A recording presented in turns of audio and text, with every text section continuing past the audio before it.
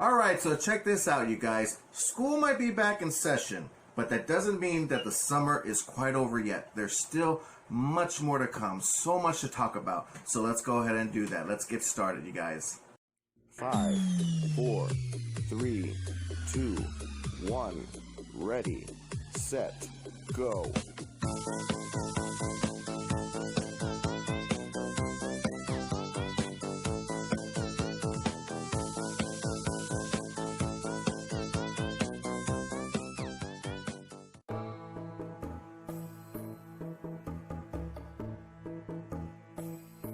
Now I know that this one took me quite a while to do a review on, but it's been a busy summer. Now that I got the time, now I went ahead and checked out the movie. I was really excited at getting to watching this because this is one of my most favorite Disney animated classics of all time.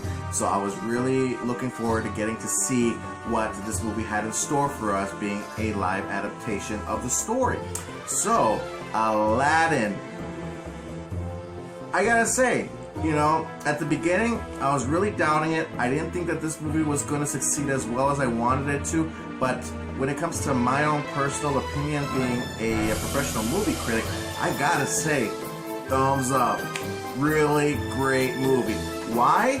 Because not only were they trying to stay true to developing this live adaptation, related towards the 1992 animated Disney classic of Aladdin, you know, they stuck with their gut here. They really took some adaptations from the original film, but they still made it their own.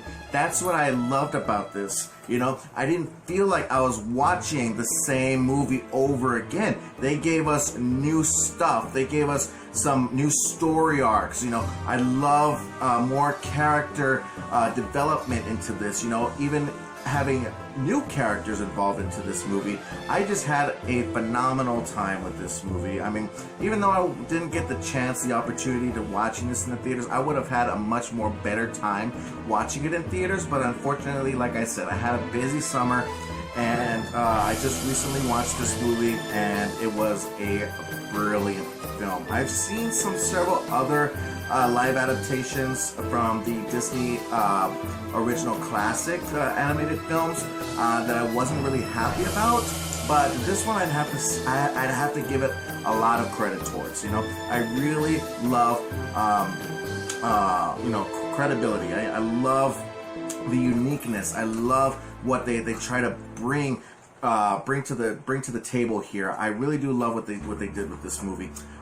It's directed by Guy Ritchie. That's one of the many doubts that I had about this movie. I didn't think that Guy Ritchie was going to be a really great director having to doing this film. But, I've seen his work on the recent 2 Sherlock Holmes movies with Robert Downey Jr. And, you know, I'm okay with those movies, but I didn't really feel like, I was actually watching a Sherlock Holmes movie. It's an entertaining movie, but I didn't really feel like I was watching Sherlock Holmes himself. Even though Robert Downey Jr. is a fantastic actor, I just think that it just had a wrong direction, which is what Guy Ritchie brought. So, but when it came to this movie, I'd have to give huge bravos towards it. So, a lot of credits to Guy Ritchie for doing such an excellent film. And I'm a big fan of, because I grew up with these movies, you know, the original, all 3 animated films, you know, Aladdin, Return of Jafar, and Aladdin and the 40 Thieves, you know, those are great movies. And I used to watch the animated series back in Disney Channel back in the day, and I had a lot of fun with those as well too. So I was really excited getting to wonder if this movie was going to succeed or not. I didn't know what Rotten Tomatoes had in store. I didn't know what the score was. I didn't know what other movie critics' opinions were regarded towards this movie. So I really held myself back. I stayed away. I really wanted to enjoy this movie, and I did. So let's go ahead and get started here with Mina Massoud. I don't know this actor. I had a lot of difficulty trying to figure out, once I heard that they were making this movie, as to who was going to play Aladdin. And I remember I forgot the actor's name, but the original voice, the actor from Full House, he did the original voice, and I mean, I can't picture anybody else doing a much more better job than that in particular actor. But I loved Minamisu. I mean, he's an excellent singer, he's an excellent actor, and what they brought new into this film is that he's also an excellent dancer. So bravos to that. And I had a lot of fun with him. He was really great, and I'm looking forward to seeing more of him in future films. You know, whatever it is that he's hired on to do. Another great actress in this movie that I was really looking forward towards, and I highly agreed on the casting choice of having Naomi Scott playing Princess Jasmine. Now, the only other place that I know Naomi Scott from is playing Kimberly from the recent Power Rangers film back in 2017. When I heard that her casting, it was going to be her playing Jasmine, I was like, bravo. I love it. I love it so much. It was a fantastic choice. I was really happy for that. I think that Naomi Scott was a brilliant performer. And they even brought more to her character in this movie because they, in the animated movie, I'm trying not to compare here, but in the animated movie, she didn't really have any story arc. She didn't really have any significant importance other than being your all-time favorite Disney princess. So, but in this one, she really stands out. She even has her own original song that was added into the film called Speechless, and I think it's a beautiful song. This movie is really changing everything. Just saying the fact that we're not going to be sexist about just the fact that she's a princess and just needs to be married in order for there to be a sultan to this kingdom. So, but instead, it becomes to where she becomes sultan, and I love it. She has her own opinions. She has her own right to speak, and everyone tells her, no, you're just a woman. You're just a princess. You're just meant to be married, and that's it. Other than that, you need to stay silent. And she is not the type of girl who wants to be silent. So I give huge bravos for that. I think it was just a wonderful story arc to her character. And I really do admire the love connection between both Minamisu and Naomi Scott playing Aladdin and Princess Jasmine. I really do. I can tell that they're falling in love with each other. They have a lot in common, and the connections that they have throughout the film is just amazing. It felt very magical. It felt very much like Disney magic, and that's what I'm looking for. And I've seen it in this movie, and it's a huge plus for me. The song, the classic song, A Whole New World. I love it. It's so cool. It's fantastic. I feel like I'm watching this for the, not having to know, putting the animated film aside, I feel like I'm watching this for the very first time, not knowing what's going to happen. So I love it. Now, this is a huge issue here for most fans, audiences, and critics related towards the fact of the character Genie. Because I loved Robin Williams. I mean, Robin Williams, he made it his own character. He made it he made the movie fun. He made the movie just so entertaining, so funny, and it just brought a lot of brightness, a lot of color to this film. And a lot of people were afraid if Will Smith can carry that bar. Can he really be the one that can be anything better or different than Robin Williams' performance in his animated films? So, but the thing is, when I found out about Will Smith being casted, I'm like, okay, I guess I could go with that. And a lot of people had complaining about how he looked. People were really excited and wanting to know what he was going to look like in the film. Were they going to stay with the True Blue character, or were they just going to make him just Will Smith dressed up in Hindi outfits? So we saw the picture of him in Entertainment Weekly, and a lot of people didn't like it. A lot of people thought that, so we're just going to go with just Will Smith wearing Hindi outfits, and he's not going to be blue in the film. But no, the director himself went ahead and told audiences out there that, hey, listen, we're gonna stay with what kept the movie so popular, so magical, so entertaining by keeping the genie blue. So that's what they did. They stuck with their guts here, and they said that the majority of the film was gonna be Genie gonna be blue. He's gonna be in human form several scenes, but the majority of the film he's gonna be in his natural blue form. So, in which cases, of course, they did. They stayed true to their word. I love seeing it. You know, a lot of people had a fit about how it looked, having just his head on an animated body. I didn't care about that. I think it looked fantastic, looked great. The thing is that Will Smith didn't even try to be like Robin Williams. Will Smith became its own character.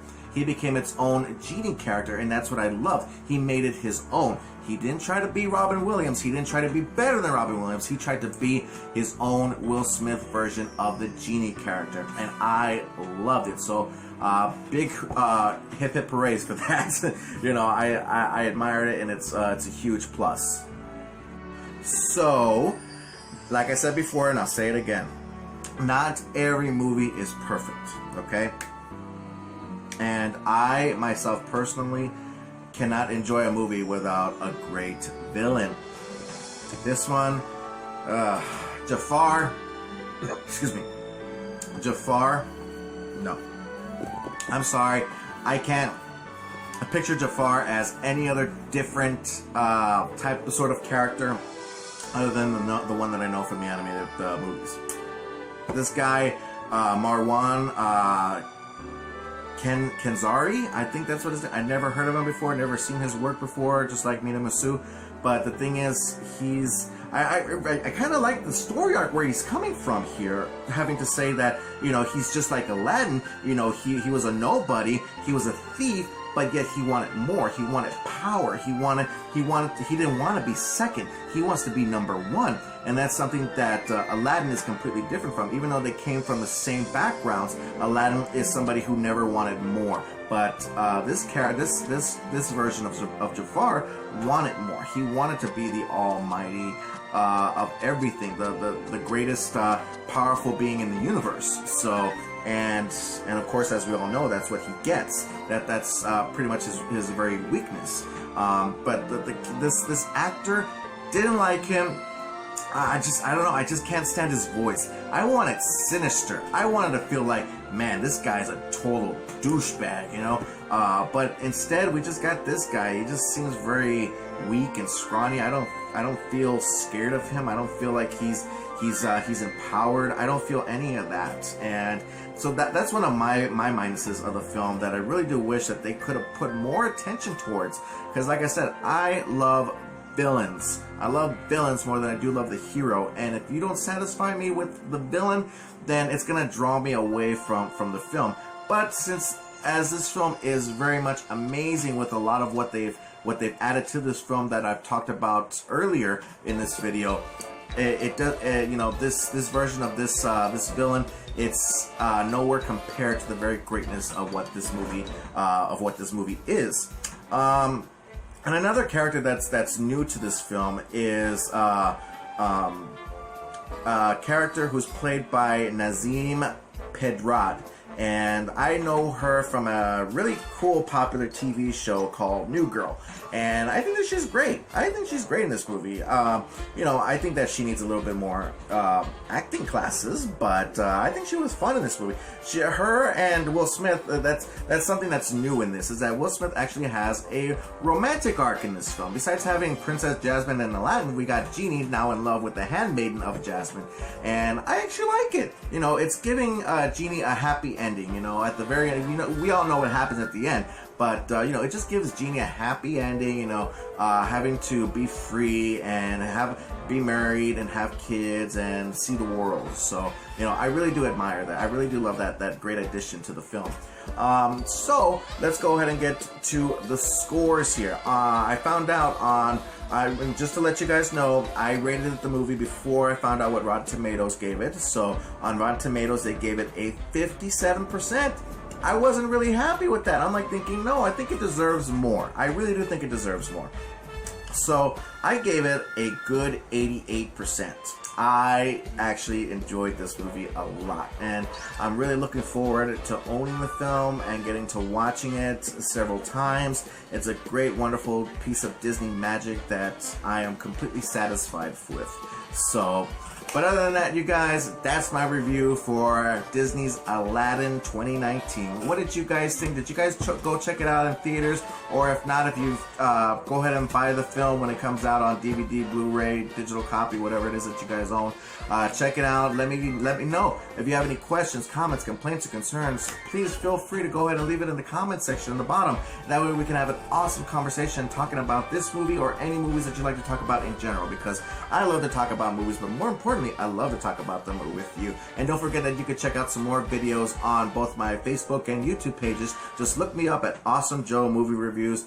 And don't forget to click on the like and subscribe buttons. That actually really helps me out, so I highly appreciate it of you guys for doing that. But other than that, you guys, I'm Awesome Joe. Keep on living the dream, and as always, stay awesome. Thanks you guys once more again, and I will see y'all in the next video. Bye.